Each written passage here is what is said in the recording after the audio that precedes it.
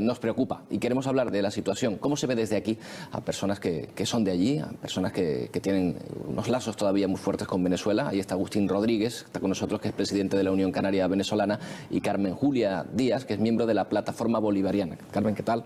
Agustín, buenos días. Buenos días y bienvenidos los dos. Bueno, a la hora de hablar de estas cosas, yo sé que ustedes no se van a poner de acuerdo en este programa en muchos aspectos, pero yo creo que lo importante aquí es una apuesta en común precisamente para hablar de la situación. Y lo primero que me gustaría preguntarles es por su preocupación. ¿Qué les cuentan de allí respecto a la posibilidad de un estallido social, que es en este momento lo que a lo mejor más preocupa, incluso dentro seguramente de los representantes de uno y otro lado? Carmen, por ejemplo. Bueno, en principio la preocupación es evitar la violencia en todos los aspectos.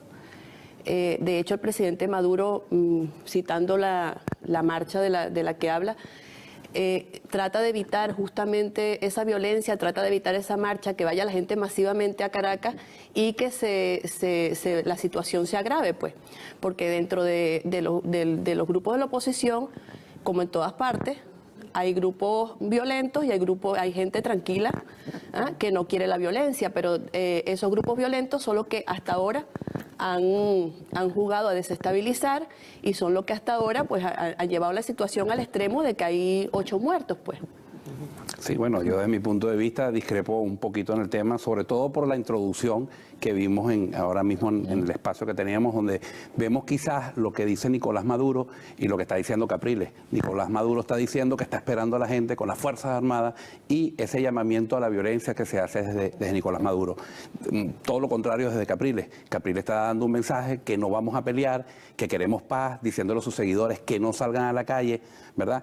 Y esa incertidumbre que se está generando en el país, quien tiene que llevar que no se lleve esa incertidumbre justamente es el gobierno. No se pueden dar ese tipo de mensajes. No se puede estar trabajando como se está trabajando, que siempre estamos dentro de esa misma incertidumbre. En la misma enfermedad de Chávez, está enfermo, no está enfermo, se murió, no se murió.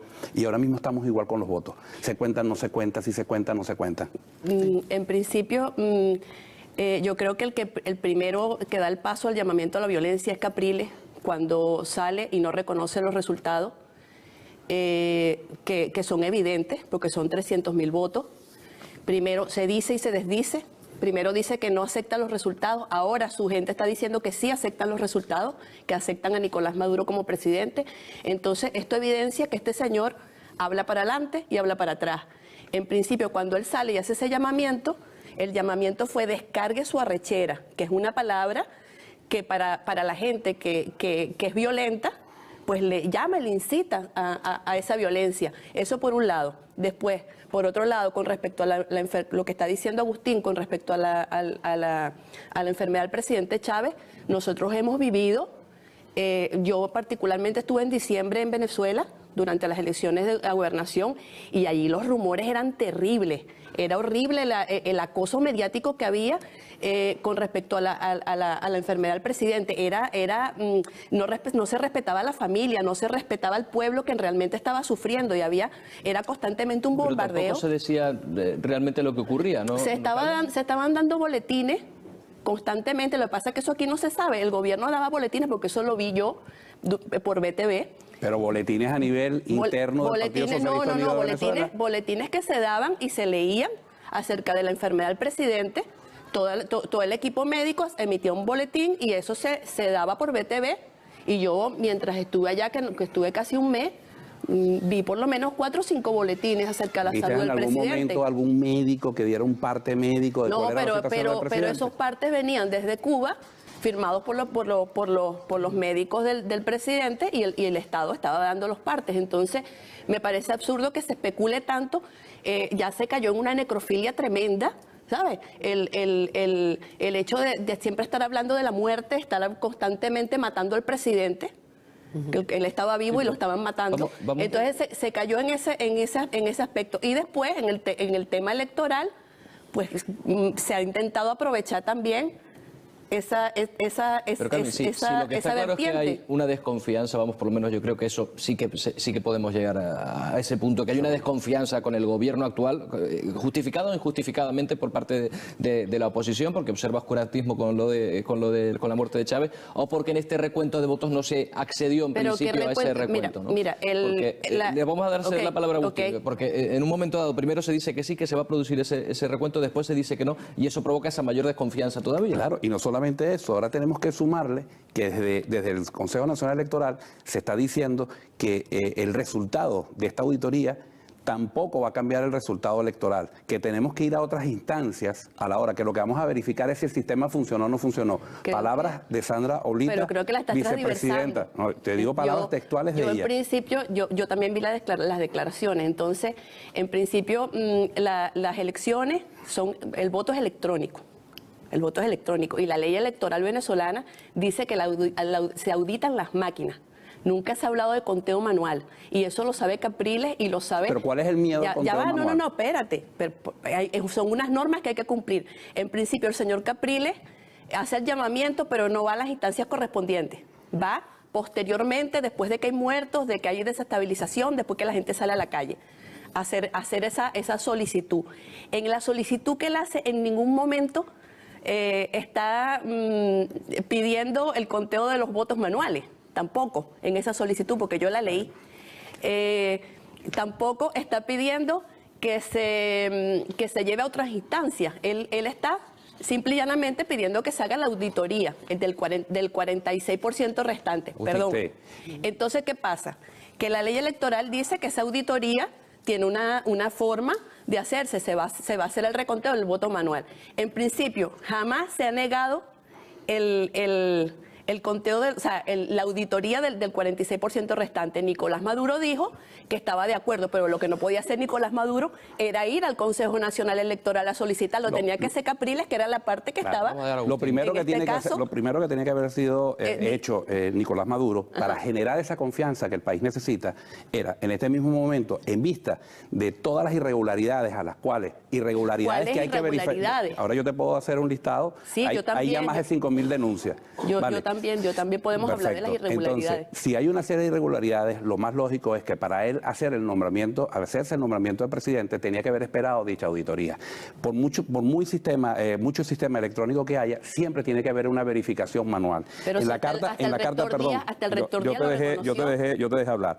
En la carta que la solicitud que hace Capriles pide abrir todas las cajas, comprobantes de votos, contar todas las papeletas de votación, comparar el resultado de conteo de actas de escrutinio del CNE, contar todos los votos emitidos según el cuaderno de votación. O sea, una serie de peticiones que se le está haciendo al CNE, que lo está haciendo, esta es la carta que Capriles Radosky le hace al CNE. O sea, esto no me lo estoy inventando yo. Sí, esto no, pero yo entonces, sé, y sé lo que la sustenta. Para que pueda haber esa veracidad y para que realmente pueda haber esa tranquilidad en el país, tiene que haber justamente esa revisión. Tenemos que ver el conteo, tenemos que ver no solamente porque la gente confunde que los votos van a ser contados manualmente. En efecto, hay unos tickets que son los que emite la máquina, pero tenemos que verificar los cuadernos de votación para poder contrastar toda esa información y que cuadre, porque sabemos muy bien que hubo gente... Aquí votaron muertos, hubo gente votando 5 o 6 veces. Con la huella digital, ¿cómo pueden votar los muertos si la máquina se activa con la huella digital? Pero es absurdo. Pero no tengan miedo a revisar y a ver esa verdad. Pero es que no hay ningún miedo, de hecho se está haciendo. Esa revisión no va a implicar, según ya han dicho, que se cambie el resultado electoral, mientras que Capriles sí que asegura que debería cambiar. Pero es que Capriles dice que ganó las elecciones, ahora dice que no ganó las elecciones, que ganó Nicolás Maduro. ¿Cuál es tu fuente? Porque esa fuente no la conozco. ¿Cuál es la fuente de esa información? Guanipa dio unas declaraciones ayer justamente a los medios españoles donde decía, y Guanipa es un dirigente de la MUD, donde decía que él reconocía que el presidente Maduro había ganado, pero que ellos querían la revisión porque según la visión de la MUD hay algunas irregularidades. ¿Ese es el contexto o él se basa en que los resultados tal cual como los dio el CNE son esos y hay que ahora hacer la auditoría para verificar realmente quién ganó las elecciones? Eso es lo que dijo Guanipa, que yo leí las declaraciones anoche, justamente antes de acostarme, porque me quería acostar temprano para venir para que hice revisión. Entonces, yo te sugiero que veas las declaraciones de un compañero de la MUD, donde está diciendo que efectivamente ganó Nicolás Maduro. El rector Díaz, que sabemos todos que está asiduo a la oposición, Él siempre ha dicho que en todo momento que los resultados son irreversibles, que él confía en el CNE y que el ganador es Nicolás Maduro. Bueno, revisamos. Que él opta a hacer esa revisión por la tranquilidad del país. Hay otro asunto del que me gustaría hablar aparte de este, y es la sostenibilidad a partir de ahora, porque Venezuela se enfrenta a un serio problema económico a partir de ahora, y digamos que incluso dentro del equipo de gobierno hay distintas teorías sobre hacia dónde se debe ir, hacia un mayor intervencionismo en la economía o hacia, al revés, justo una apertura de la economía a los mercados. ¿Ustedes creen que ahora mismo, tal y como está la situación, es sostenible toda la política social que incluyó Chávez y que desde algunos puntos incluso se ha reconocido desde Capriles en un momento dado? Sí. Se reconoció que esa política social en algún momento había dado resultado, pero dudaba de la sostenibilidad. Yo creo que ¿Tú crees que sí es sostenible? Yo creo que sí es sostenible. El Plan de la Patria es un proyecto que dejó el presidente Chávez que se va a solidificar ahora con este nuevo periodo. ¿Tiene fondos? ¿Tú crees que sí, porque nosotros económicamente tenemos petróleo y ahora mismo los recursos petroleros están yendo a beneficiar al pueblo, ¿no? Tenemos la misión vivienda, que en este caso yo quisiera que ustedes vieran un poco, porque esas cosas no se ven acá, la cantidad de viviendas que se han construido. Acá estamos sufriendo los desahucios, que ahora mismo cuando venía estaba escuchando algo sobre ese tema. Sufriendo desahucios, la gente se está quedando sin vivienda, está viviendo en la calle, y en Venezuela se le está dando vivienda a la gente que no tiene recursos, a la gente que se ha quedado sin vivienda. Y eso es evidente, eso ya no se puede tapar. Decía que incluso desde sectores de la oposición se reconoce el valor que han tenido determinadas misiones, pero también, para dar un momento paso a Agustín y vuelve, se observa también un desabastecimiento en determinados sectores. El desabastecimiento es producto del saboteo deterioro constante de infraestructura. Agustín, y ahora volvemos contigo. Bueno, no podemos hablar de saboteo cuando el gobierno tiene una mayoría absoluta prácticamente a nivel de todo el Estado y tiene unos poderes del Estado que les garantiza a ellos hacer y deshacer lo que quieren. Tenemos que tener muy claro que la crisis económica mundial también afecta a Venezuela. Venezuela es un país, Venezuela es un país rentista de la industria, es un país rentista de la industria petrolera como tal. Sabemos que hay una baja de producción, o sea, PDVSA ha caído bárbaramente en la producción de barril de petróleo, hay una caída en los precios de barril de petróleo, y eso va a incidir directamente en los presupuestos del Estado para que muchas de esas misiones se puedan lograr, ¿verdad? El hecho de que se genere esa desconfianza en el país está conllevando a que muchas empresas se vayan del país.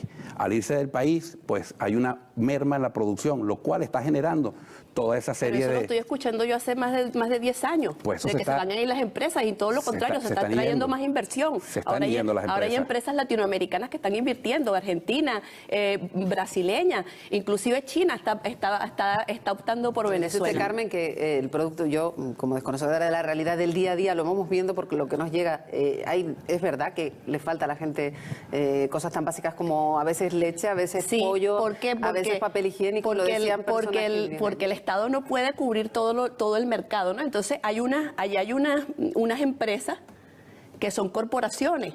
Entonces estas corporaciones son grandes, son dueñas de un montón de empresas pequeñas. ¿Qué pasa?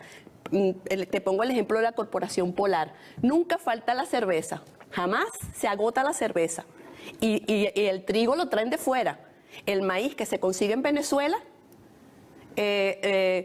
para la producción de la harina pan, que es un producto que consumimos siempre los venezolanos, pues con todo y que es un producto que el insumo se consigue en Venezuela, la materia prima, pues resulta que nunca hay harina pan. ¿Qué pasa? Que estas empresas se dedican, y está comprobado, y les han hecho allanamientos, y lo han dicho sus trabajadores, que se dedican a agarrar y a acaparar el producto y no surtir al Estado.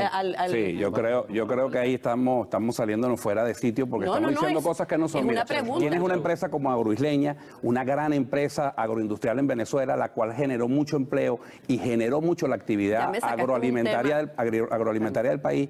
Esa empresa la ha cogido el gobierno, la ha puesto ahora, se llama Agropatria, y ha sido un total fracaso. Todas las políticas del Estado, excepto esas misiones puntualmente, y muchas de esas cosas son las que han funcionado. La libre competencia se permite, la industria que se lleva a cabo. Te aplaudo que digas que las misiones han funcionado. Vamos a ver, en Venezuela una empresa tiene que tener algo muy claro, tiene que tener un piso jurídico que le garantice que sus inversiones van a servir y van a poder tener el provecho debido. Un país en el cual un gobierno dice, exprópiese sin ver ningún tipo de basamento de ley, es un país en el cual se le crea incertidumbre a la inversión privada.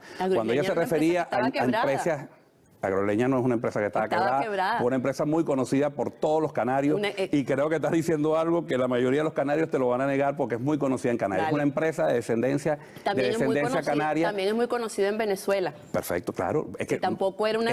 manejaba el 70% del agro venezolano. O sea, imaginémonos, vaya que si era conocida. Para terminar, porque se nos han pasado rápidamente estos 15 minutos que teníamos de tertulia, y en 30 segundos le pido inmediatamente un poquito de brevedad.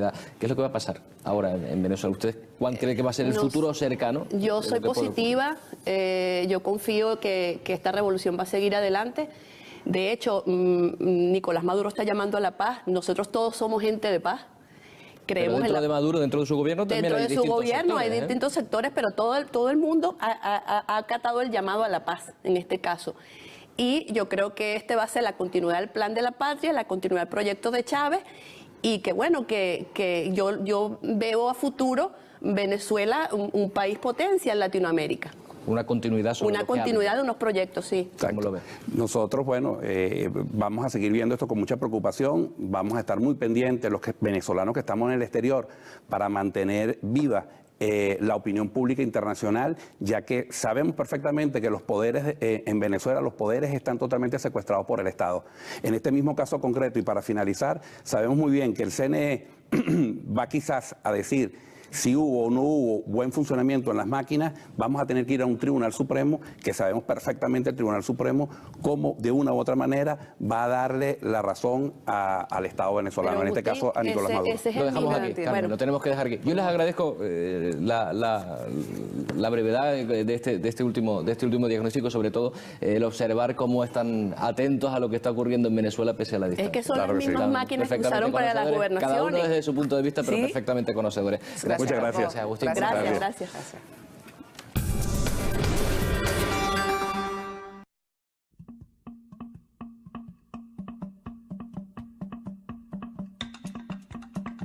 José